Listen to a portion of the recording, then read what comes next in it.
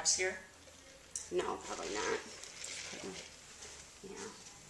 So first I'm just going to stare at the camera for about 3 seconds so the editors can cut out the beginning part and just time it right. Okay. And then I'll do the same at the end too and just grin at the camera for a little bit, so. Do you want me looking at the camera or at you? Initially I suppose, and then I'll turn to face you and we can face each other. Okay. All right. I'm here with Michelle Jahnke. Michelle, what is your major here? Chemical dependency, alcohol and drug counseling. Okay, very good. Well, Michelle, the semester's starting here pretty quick. What obligations do you have coming up in the fall? Well, I'm going to school, Metro State at part-time. I'll be taking a night class on Wednesday nights and Friday afternoon class. I work full-time, so Monday through Friday. So as soon as I'm done with work on Wednesday, I'll go directly to class, and I'll be there till about 9:30 at night. Hang on a second. I'm sorry, I have to start over because the mic picks up like every noise.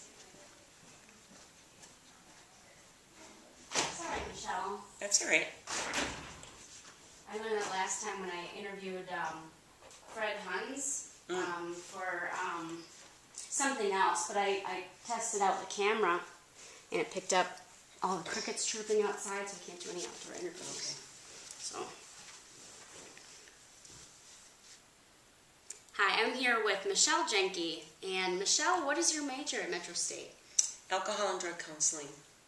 Okay, well, Michelle, this semester is starting here pretty quick. What obligations do you have coming up this fall? I am going to school part-time. I will be taking a Wednesday night class and a Friday afternoon class. I also work full-time. So what that will entail is on Wednesdays I'll be going directly to school from work. And then my boss has given me leeway to be able to take a Friday afternoon class, so I'll work until noon on Fridays. And then I also have a 16-year-old son that lives at home with me full-time during the school year, and he will be with me full-time again. So I even though he is a teenager and driving and has some independence, I still need to be there for him after school and make sure that he gets a meal and know where he's going and what he's doing, who he's with, and that kind of thing. So, you know, it isn't just, you know, activities. Some of it is also, you know, thoughts. You know, is he safe? Is, you know, he going to be where I want him to be and who I want him to be with, and that kind of thing. You know, he's in that age group now, age range where you have to keep track of that. Yeah, yeah. And, you know, I have my friends. I have my family. Very involved with my family. We get together quite often. So I've had to think about when I need to study, and I've carved out certain days of the week where I study, and then that leaves me time to be with my kids or with my family or with friends, you know, taking care of me, you know, whatever it is that I need to do to keep things balanced. Yeah. So what about you time then? I mean, you need to take care of yourself. You need alone time. Oh, most definitely. My alone time is when I can find it. And it can be different from day to day or week to week. It just depends on what my schedule is, what my obligations are.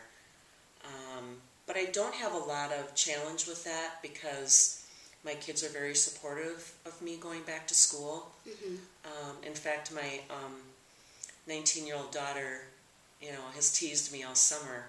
Oh, here you're studying and I get to be free and easy. And I'm like, yeah, I know. Isn't that kind of ironic? And but she's been very supportive, you know. So, and you know, if she's ever needed anything while I'm studying, you know, I've said, you know, honey, I'm studying right now. I can't help you. And she's been like, oh, okay, Mom, I'm sorry.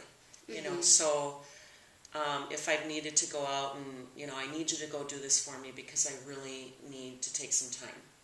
I need to clean my room, you know, and for me that's therapeutic. Therapeutic is, you know, organizing and all that kind of stuff. For me, that's me time. And she'll go, oh, okay, I'll do that for you, you know. So I'm very lucky that way, I think, that I have that support. at home, so I don't have to really worry about finding time for myself. I've been doing that for a long time. Yeah. So how do you squeeze in any physical activity or meal management? Physical activity is done during the day at work. I work in a very wonderful place where it's very supportive, and we take walks and we take breaks, because what we do can be stressful. Yeah. And it's and that's what we do for ourselves. And I love that I have that supportive environment, because that hasn't been in my work environment. I haven't had that in the past. So this is perfect timing for me going back to school, switching careers and doing something so that I can go back to school. So that's worked out wonderful. Getting any type of exercise in is walking. Like I said, during the work week, I do it at night to give me breaks in studying. So to clear my brain, okay, I've been reading, researching for 3 hours. I need to take a break. Yeah. And I will do that for about a good half hour. And then I'll come back and I'm nice and refreshed. And I can sit down and, I'm ready to write. And I can start writing. Interesting. A lot of people did say that they got their exercise at work, myself included, as a waitress.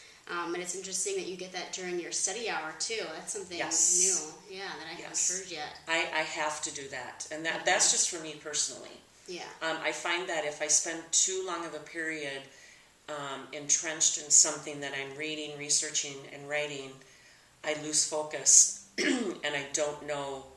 I get like a writer's block, and I can't go any further, and it's like, all right, I have to stop. Now, how about meal management? Well, meal management's been easy this summer because my daughter's been home from college. Oh, okay. Got some help in that department then. Very much so. I mean, I can't even tell you what a help that's been, because she does the grocery shopping for me. She does the meal planning. She's been doing a lot of the cooking. She'll have it in the fridge, for my son and I to eat when we're home.